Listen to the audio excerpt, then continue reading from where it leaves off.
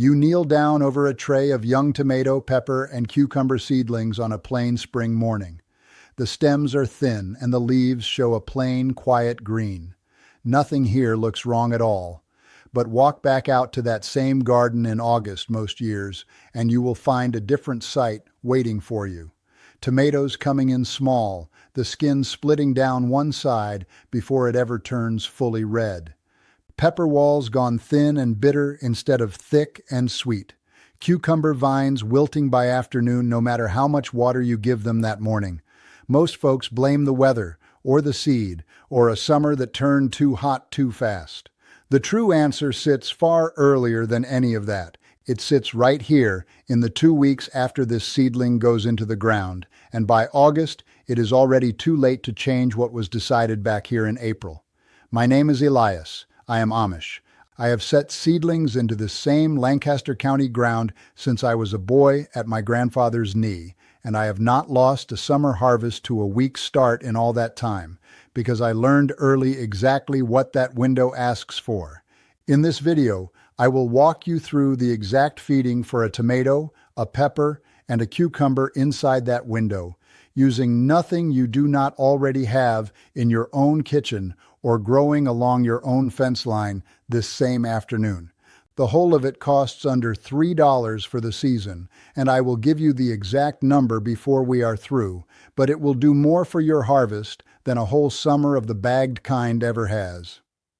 If any part of this is new to you, this is the place to press subscribe, since I do not repeat the full method twice, and I add to it most every week. Some folks pay a lawn and garden service $200 or more a season just to feed a modest yard. Say you skip that and buy the bagged kind off the shelf instead. Even then, a family growing 3 or 4 vegetables spends past $60 a season. A box for tomatoes, a box for peppers, a new box every few weeks all summer long. Nobody tells you a cheaper way exists, and here is the plain reason why. A yeast packet sits in your own cupboard already. An eggshell sits in your own trash already. A weed grows along your own fence for free. There is no company that can sell you what you already own, so no company tries. That does not make the bagged kind a lie. It does feed a plant for one season. What it does not do is build the ground itself, so a garden fed only that way asks for more of the bag each year instead of less. Most folks believe a garden only grows right out of a sack with a company name on it. It does not. It never has. My own grandfather never once believed it either.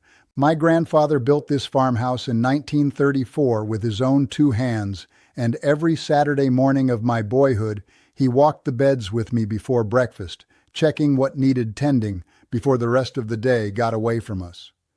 It was on one of those Saturday mornings, the very first spring he let me set seedlings on my own, kneeling in the dirt with his hand resting over mine to keep the young roots from tearing, that he gave me the saying I still live by. He said the tomato you lose in August was already lost in April, and you did not even know it. He meant that a seedling does not fail all at once, the way a branch snaps.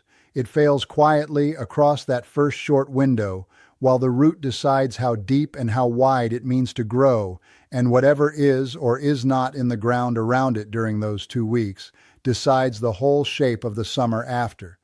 By the time the leaves turn pale, or the fruit comes in small and split, that window has already shut itself months before, and no tonic poured on in July calls it back open. This is not a thing my family alone worked out on our own patch of ground. It is something every family in my community learned the same hard way, generation after generation, long before there was ever a garden center to drive to at all. Feed the window while it stands open. There is no fixing it once it is closed. The first feeding is for the tomato, since it asks the most of you the fastest, off potassium and calcium more than anything else.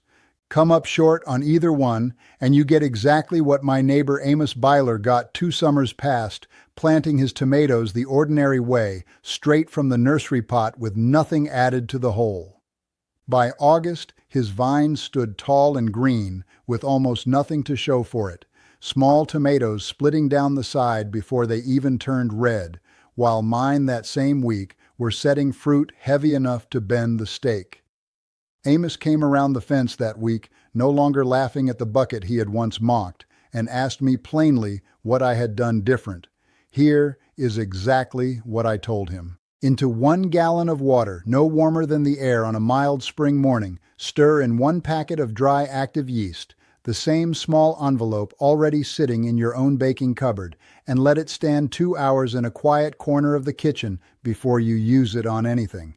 Yeast carries a real measure of potassium within its own cells, and as it breaks down slowly in that standing water, it releases that potassium along with the trace minerals a tomato spends most of its early life hunting for, feeding the very flowering and fruiting a plant runs short on when the vines go tall and the tomatoes come in small. While it stands, take the shells left over from your own breakfast eggs, washed clean and set to dry a full day on the windowsill, and grind them fine in a small grinder kept just for this purpose, or crushed between 2 flat stones the way my own grandmother did it before there was ever a grinder in this house. 1 tablespoon of that ground shell goes into the bottom of each planting hole, worked through the loose soil there, before the seedling itself ever touches the ground, deep enough that no spring rain washes it back out before the roots ever reach it. The yeast, as it stands and slowly breaks itself down, also feeds the tiny living things already at work in your soil, the same living things that build a strong root before a single leaf shows itself above the surface, and a strong root built early is exactly what lets a plant push its flowers out on schedule instead of pouring its strength into leaf and stem alone. The eggshell is calcium, plain and pure, and calcium builds the wall inside every cell of that plant, root, stem, and fruit together, which is exactly the wall that goes soft and lets a tomato crack down the side the moment it swells with summer rain. Come up short on calcium instead, and you get that same soft, sunken, blackened patch on the bottom of a tomato that most folks blame on the weather and never once trace back to the shell they threw in the trash that same morning. Set the seedling in on top of that shell, 6 to 8 inches deep, roughly 2 feet from its nearest neighbor, once the soil itself has warmed past 60 degrees and not simply the air above it, and water it in with that same yeast water once it has settled. Do that once, in the first week, and you will not need to do it again the whole season through. The plant carries what you gave it clear to harvest. The second feeding is for the pepper, and it asks for something slower than the tomato did, because where a tomato races toward its flowers, a pepper spends its early weeks building a heavier wall inside its own fruit, and that wall is built from trace minerals a tomato barely calls for at all. Come up short here, and a pepper gives you exactly the thin-walled bitter fruit I described a moment ago, soft long before it should be. This is where the nettle earns its place, and most folks pull nettle from along a fence line and burn it or bag it for the road, never once thinking it belongs in the planting hole instead of the trash. Wearing a glove, the same leather glove I keep hanging by the granary door for exactly this kind of work, since nettle stings the ground the same as it always has, stung a bare hand. Gather a single handful from your own fence or ditch, bruise it a little between your gloved fingers so it breaks down faster once buried, and lay it flat across the bottom of the planting hole. Cover it with 2 inches of plain soil before the pepper seedling goes in on top, so the tender young roots never touch the nettle directly, only the ground resting above it. Set your peppers 18 inches to 2 feet apart, and that buried nettle feeds a slow, steady stream of nitrogen and trace mineral into the root zone for the better part of 2 months, right through the window that decides the whole plant's season. My own wife keeps a half-acre of flower and herb near the house for the pollinators she depends on every summer. And none of what I am giving you tonight, not the yeast, not the nettle, not what is coming next for the cucumber, does a single thing to trouble the bees, working those same beds a short walk from where I stand. The third and last feeding is for the cucumber, and it asks for something different again, because a cucumber lives or dies on 2 things most folks never think to connect: the health of its roots against rot, and steady water it can count on every day without fail, the exact water those wilting afternoon vines are begging you for. For the rot, A spoonful of live yogurt stirred into 2 cups of lukewarm water carries beneficial bacteria that settle onto a young root and crowd out the rot before it ever shows itself above ground. Add 1 teaspoon of wood ash, taken only from the stove in the summer kitchen, or the woodshed pile that is burned plain wood and nothing painted or treated, for the potassium, phosphorus, calcium, and magnesium locked inside it, and a gentle lift to soil that runs too far toward sour for a cucumber's liking. Add half a teaspoon of garlic granules, or 1 clove grated fine if you keep it fresh instead of dried, since garlic stands as a real and steady guard against the very fungus that turns a cucumber leaf to gray powder by the middle of most summers. Mix the 3 together, let the whole of it stand 1 hour, then dilute 1 part of that mixture into 4 parts plain water and give a full cup to each transplant the day it goes into the ground. Because a cucumber will not forgive you for missing even 2 days of water once the true heat sets in, my grandfather's answer to that was never a hose left running or a bill from the water company at the end of the month. It was a plain bottle. Take a large plastic soda bottle, about a half-gallon in size, the same kind sold at any grocery, and cut a strip from an old kitchen towel about 4 inches wide. Wrap that strip in a length of aluminum foil with 1 small end left showing and poke a hole about a 1/4 inch wide, some 2 inches up from the bottle's own bottom, using a heated nail or the tip of a soldering iron. Thread the showing end of that wrapped cloth through the hole, set the bottle upright and full of water beside the plant, and it will carry water to the root a little at a time over 2 or 3 full days, without a drop wasted to the sun. It costs nothing you have not already got sitting in a closet or a recycling bin this very minute, and it asks nothing back from you but 10 quiet minutes on a Saturday morning to build it once. I will be honest with you the whole way through this, the same as I always try to be with you.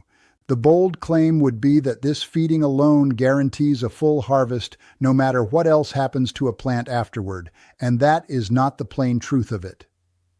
The plain truth is that this feeding gives a young plant the strongest possible start inside the one window that matters most, and it will not force a seedling to outgrow its own nature, and it will not save one you have already left sitting root-bound in a plastic cell 3 weeks past its proper time, the roots circling in on themselves with nowhere left to go before you ever set it into the ground. Feed a healthy young start inside that first window, and you have done the whole of what is honestly within your power to do. That is what is honestly possible, and for a plant that still has its whole season ahead of it, that is enough. A word of care with each of these, since even a kind thing turns unkind, used the wrong way. The yeast water and the yogurt brew are both mild enough that they will not burn a young root even used a touch strong, but the wood ash is not so forgiving as the other 2. A heavier hand with it, more than that single teaspoon in a mix of this size, pushes soil already close to neutral too far the other way for a cucumber's liking, so measure it out plain and never simply guess at it by eye. And nettle stings a bare hand exactly the same whether it is bound for the planting hole or the burn pile, so glove up the same as you would handling a rose that has not yet lost its thorns. There is no money in an eggshell. There is no money in a weed most folks curse at along their own fence line every summer, so nobody buys a spot on the television to tell you what your own kitchen already holds inside it, and a whole country keeps driving out to the garden center every spring, paying $61 and more for a single season of bagged feeding, when the true cost of everything I just walked you through tonight, the yeast, the shell, the nettle, the yogurt, the ash, and the garlic together, comes to $2.40 for 3 kinds of vegetable for the entire season through. It was never hidden from you. It was simply never worth a single soul's time to sit you down and tell you. Before you start your own beds this week, I want something back from you. Tonight, walk through your own kitchen and set aside every eggshell from this evening through Saturday instead of letting them go into the trash. Tomorrow, if you keep a stove or a fire pit burning plain wood, save a coffee can of that ash instead of dumping it out back of the woodshed.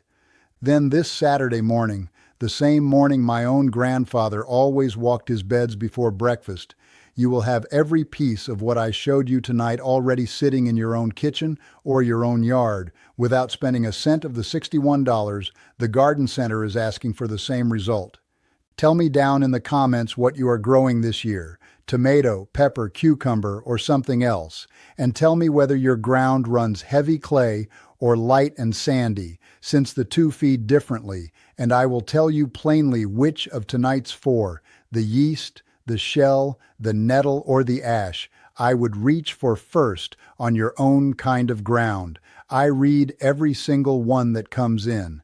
Next time, I want to take you down into the root cellar under this very farmhouse and show you the old way my own mother kept this same harvest of tomatoes and peppers eating fresh clear into January, with no freezer running up an electric bill month after month, just the plain cold of the ground itself, and a trick with sand she taught me in that same cellar when I was no older than 8 years old.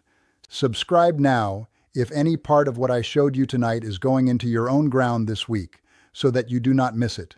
Stay patient, stay rooted. And remember, the people who built this country with their hands knew things we are only just now beginning to remember.